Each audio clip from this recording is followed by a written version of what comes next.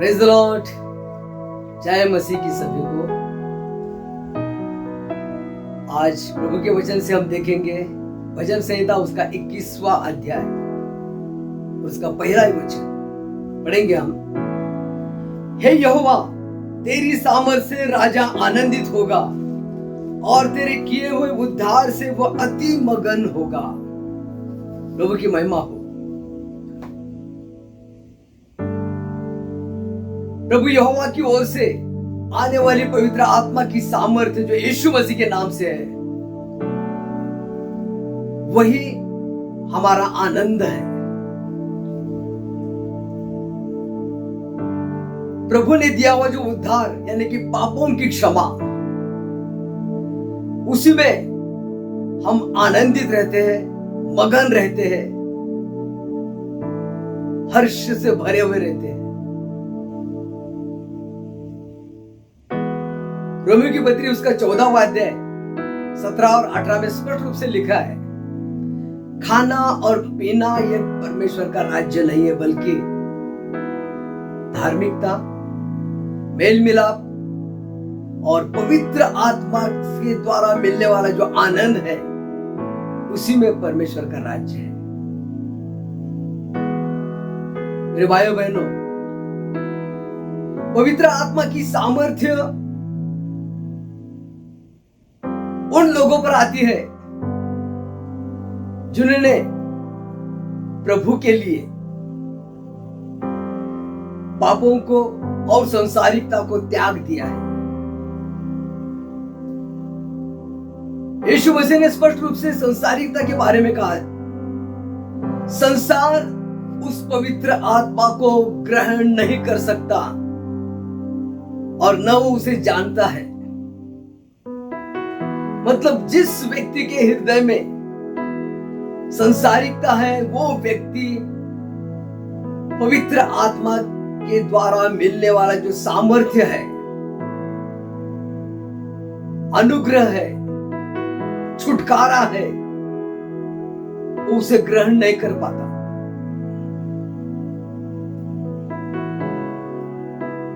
Romeo की पत्री उसके 12वें अध्याय दूसरे वचन में स्पष्ट रूप से लिखा है कि इस संसार के सदृश तुम मत बनो,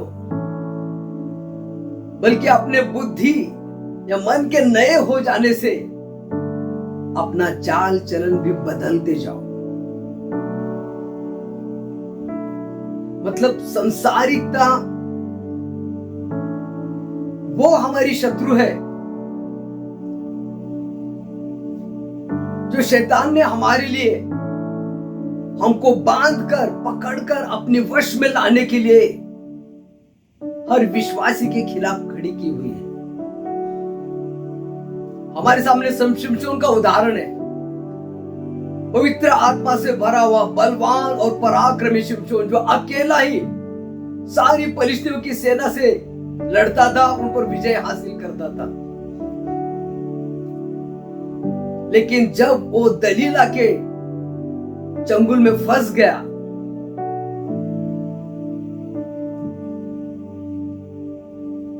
उसने उसे बांधकर अपने वश में करके फिलिस्तीयों के स्वाधीन कर दिया और फिलिस्तीयों ने उसे अंधा कर दिया। उसका वहीं से नाश शुरू हो गया। भाइयों बहनों, हमें इससे बचना है, दूर रहना है हमें इससे, क्योंकि भजन संहिता उसके 114वें अध्याय में पहले और दूसरे वचन में स्पष्ट रूप से लिखा है कि जब तक इज़राइल मिस्र में से अलग नहीं हो जाता, वरन याकूब परदेशियों से, अन्य भाषिक लोगों में से कूच नहीं करते, तब तक वे प्रभु यहोवा का पवित्र स्थान नहीं बनते और उसका राज्य भी नहीं बनते। मेरे भाइयों बहनों, हम प्रभु का पवित्र स्थान है, हम प्रभु का राज्य है, व्यक्तिगत रूप से और सामुदायिक रूप से। और अलगता, संसार से अलगता, यही हमारा सामर्थ्य है, यही हमारी पवित्रता है। वो पवित्रता ही हमारा सामर्थ्य है। प्रभु की महिमा हो। पवित्रता बहुत बड़ी शक्ति है हमारी। इसलिए प्रभु कोरिन्थियों के दूसरे कोरिन्थियों 6 अध्याय 14 से लेके 17 तक जब हम पढ़ते हैं, तो प्रभु उन अविश्वासी मतलब संसारिक लोगों से हमें अलग हो जाओ और उनमें से निकलकर बाहर आ जाओ बोलते हैं, तब मैं आपका अंगीकार करूंगा।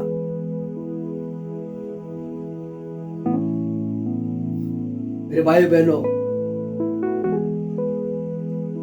हमको परमेश्वर का पवित्र स्थान और उसका राज्य बन के रहना है। इसलिए प्रभु ने हमको चुना है। हम समझना चाहिए हमारी चुनाव को और हमारी बुलाहट को, और उसे थाम कर रहना है। हम पुराने नियम में देखते हैं, होशे नबी की किताब उसका 7वां अध्याय 8 और 9 में एफ्रेम के बारे में लिखा है। एफ्रेम परदेशी लोगों से मिला जुला रहता है, इसलिए वो ऐसी चपाती बन गए जो उल्टी नहीं की गई है। उसके सर पर कुछ तो पके हुए बाल नजर आते हैं, लेकिन फिर भी वो नहीं जानता और नहीं समझता है, क्योंकि परदेशियों ने उसकी शक्ति और सामर्थ्य को पूरी तरह खा डाला है।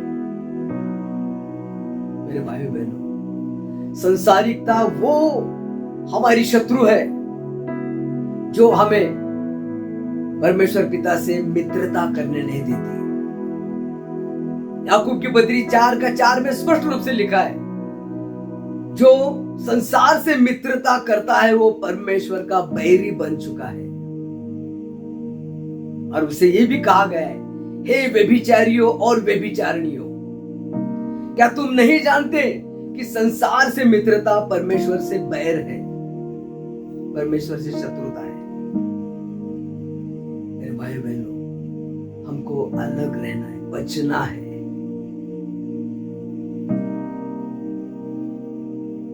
नहीं तो हम प्रभु का पवित्र स्थान नहीं बन सकते। सामर्थ्य हमारे अंदर काम नहीं कर सकती। परमेश्वर की सामर्थ्य जो पवित्र आत्मा है वो हमारे अंदर काम नहीं कर सकती। इसलिए हम शैतान के सामने डट कर खड़े नहीं रह सकते। हम उससे हार जाते हैं, क्योंकि संसारिकता उस दलीला के समान, उस औरत के समान है जिसने शिमशोन को बांधकर अपने वश में कर लिया और उसे पलिश्तियों के स्वाधीन कर दिया, और पलिश्तियों ने उसको खत्म कर दिया। वैसे आज शैतान हमको इस संसारिकता का उपयोग करते हमें अपने वश में ले रहे हैं। जिस यीशु मसीह ने हमारे पापों के बारे में और हमारी संसारिकता के बारे में हमें पश्चाताप दिया और हमें शैतान की गुलामी में से, उसके वश में से छुड़ाया और स्वतंत्र करके खड़ा किया। गलतियों की पत्री 5वें अध्याय उसके पहले वचन में लिखा है स्पष्ट रूप से कि यीशु मसीह ने हमें स्वतंत्र होने के लिए मुक्त किया है। फिर से हम पाप करके या संसारिक बन के शैतान की वश में अपने आप को नहीं फंसाना है। इस स्वतंत्रता में तुम बने रहो। ये स्पष्ट रूप से गलतियों की पत्री 5वां अध्याय पहले वचन से प्रकट होता है। मेरे भाइयों बहनों, हमको उस पवित्रता को थाम के रहना है, उस उद्धार को हमें थामे रहना है यीशु के आगमन तक। प्रभु कहता है जो मैंने तुम्हें दिया है मेरे आने तक उसे दृढ़ता से थामे रहो। प्रभु की महिमा हो। अपने आप को संभालो, फिर से शैतान के वश में मत जाओ, उसके चंगुल में मत फंसो, उसके गुलाम मत बनो। जागरूक और सावधान रहकर हमेशा पापों का पश्चाताप करते हुए पापों से दूर रहना। संसार और संसार की अभिलाषा, संसार का आकर्षण और प्रेम, उसे अपने आप को बचाए रखना।